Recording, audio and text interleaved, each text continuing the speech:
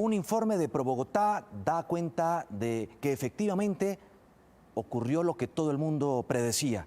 Y es que en el 2020 en Bogotá bajaron los índices de criminalidad, obviamente porque la gente no estaba en las calles por la pandemia. Vamos a hablar del impacto y de lo que eso implica para combatir la inseguridad en los próximos meses en la capital del país. César Restrepo es el director de seguridad de ProBogotá y nos acompaña a esta hora de la mañana. César, muy buenos días. Buenos días, Juan Diego, ¿cómo está? Bien, ¿qué implica esto? Es decir, ustedes dicen, efectivamente en el 2019 hubo 1.052 homicidios, en el 2020 1.032, bajó 1.9% los homicidios en Bogotá. ¿Eso implica qué? Juan Diego, gracias. Cada vida que se haya salvado es un triunfo de la ciudad y eso hay que felicitarnos y hay que tener alegría. Sin embargo, las expectativas hay que modularlas. ¿En qué medida? En que esa disminución del 1.9% durante el 2020 no representa un número significativo a la luz del contexto que vivimos en la ciudad. Durante más de 8 meses estuvimos con algunas medidas de restricción, pero sobre todo durante 4 meses, entre abril y julio, la ciudad estuvo casi que guardada en su totalidad.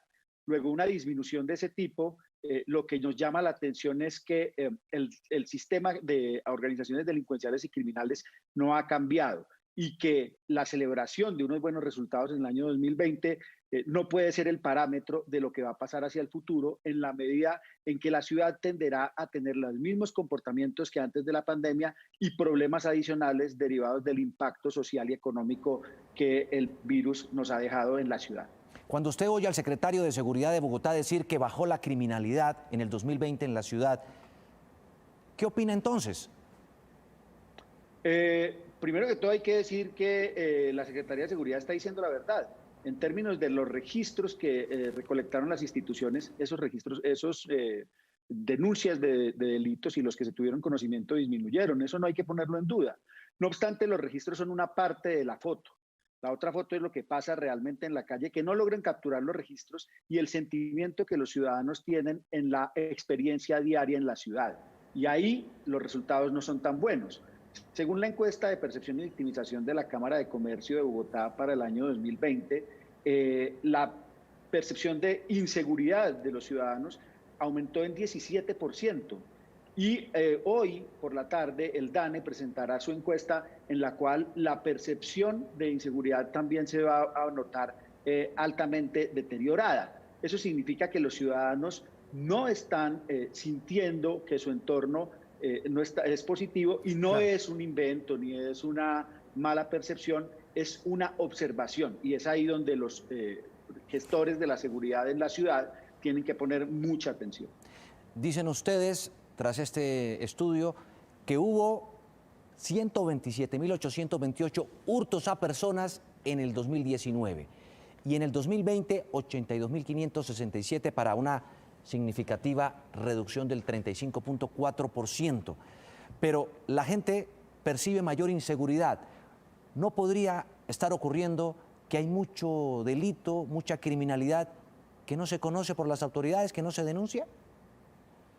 Juan Diego, esa es una buena clave y eso es un asunto que tendremos que revisar con los meses. Mire, Colombia es un país que presenta cifras de seguridad de una manera muy dinámica y muy técnica. Eso es un proceso que se ha fortalecido mucho durante la última década. Sin embargo, hay unos tiempos a través de los cuales esas cifras se van completando. Aún considerando que las cifras están completas, nos permitirá saber cómo se comportaron los registros este año. Este año es muy importante para ver eso. Solo le digo una cosa, 3 localidades presentaron la mayor cantidad de reducciones en hurto a personas. La localidad de Chapinero, la localidad de Usaquén y la localidad de Teusaquillo. Para las personas que ven el noticiero que no son de Bogotá, Chapinero y Teusaquillo representan particularmente unas zonas de la ciudad donde hay mucho flujo de personas en el día. Son zonas de la ciudad donde hay destino para que la gente va a trabajar o a ejercer actividades comerciales. Luego la gente está mucho en la calle. Que esas sean unas de las localidades que más aportan a la disminución demuestra que no hay una resolución del problema de hurto a personas, sino una falta material de elementos que permiten que el delito se cometa. Por lo tanto, el 2020 significa para esta ciudad particularmente un laboratorio muy interesante para poder diseñar políticas públicas de seguridad focalizadas. Sí, César, permítame hacerle unas preguntas muy puntuales para respuestas muy concretas. ¿El hurto a comercio, según ustedes, subió o bajó en el 2020? El hurto a comercio disminuyó en el 2020 en un 38,5%. ¿El hurto de motorizados? El hurto de motorizados tiene dos comportamientos interesantes. En las motos disminuyó, pero en los vehículos aumentó. Y en los vehículos aumentó de manera considerable en los últimos meses del año, cuando el confinamiento se relajó de manera más extensa. Subió para unos, bajó para otros. ¿El hurto de bicicletas subió o bajó? El hurto de bicicletas es el indicador con mayor deterioro. O sea, subió. Aquí hay algo que es muy... Sí, y hay algo que es muy importante señalar. El mes de abril, cuando a todos nos guardaron y el único medio de transporte disponible para las personas que podían ir a la calle era la bicicleta, es el mes donde se presenta el mayor deterioro. Al no haber objeto material para la generación de hurtos en la calle, la bicicleta se convirtió en un bien preciado para las organizaciones delincuenciales. Claro. ¿La extorsión subió o bajó? La extorsión subió y subió particularmente en el último tramo del año.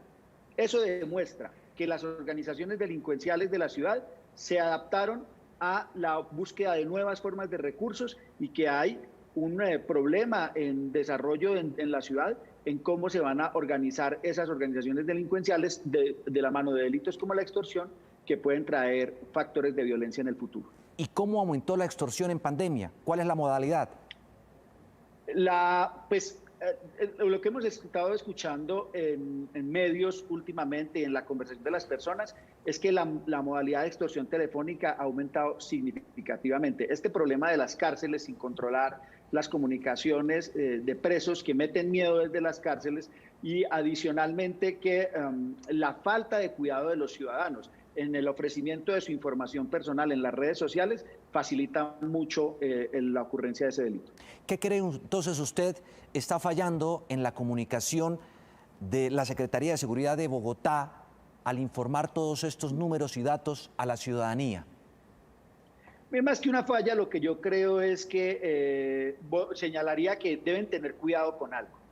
En un análisis que hicimos en ProBogotá para el informe que presentaremos hoy sobre balance de seguridad 2020 a las 10:30 de la mañana, estudiamos 15 ciudades en 4 continentes del mundo en sistemas democráticos. Y lo que encontramos es que en todas cayeron los indicadores de seguridad mientras hubo confinamiento y volvieron a aumentar cuando ya no hubo confinamiento. ¿Y qué hubo particularmente en la comunicación de esas ciudades? La advertencia de las autoridades a los ciudadanos de que esa caída era una caída favorable, que habría que aplaudir y agradecer, pero que no era sostenible, porque no correspondía a un cambio estructural de los factores que daban lugar a los crímenes o a la violencia, ni a un mejoramiento de las capacidades, dado que todas las capacidades estaban concentradas en el manejo de la pandemia. Y que por lo tanto, eso que era bueno no era sostenible y que había que pensar que debería seguir trabajando en el tratamiento de los retos ordinarios. Como quien dice, si le entiendo bien, hay que estar pilas porque los indicadores lo que muestran es que hubo menos crimen porque hubo menos gente en la calle. Por lo tanto, combatir el crimen debe exigir una estrategia diferente. Sí, y le complemento con algo. 2020 es un laboratorio muy interesante para dejar de pensar a la ciudad como un todo y empezar a comprenderlo en sus fenómenos de seguridad locales. Adicionalmente, para poder encontrar la medida perfecta de capacidades, la debilidad del pie de fuerza de la ciudad es significativamente preocupante frente a los retos del futuro. César, muchas gracias por estar aquí en Noticias Caracol. Muchas gracias a ustedes por invitarme.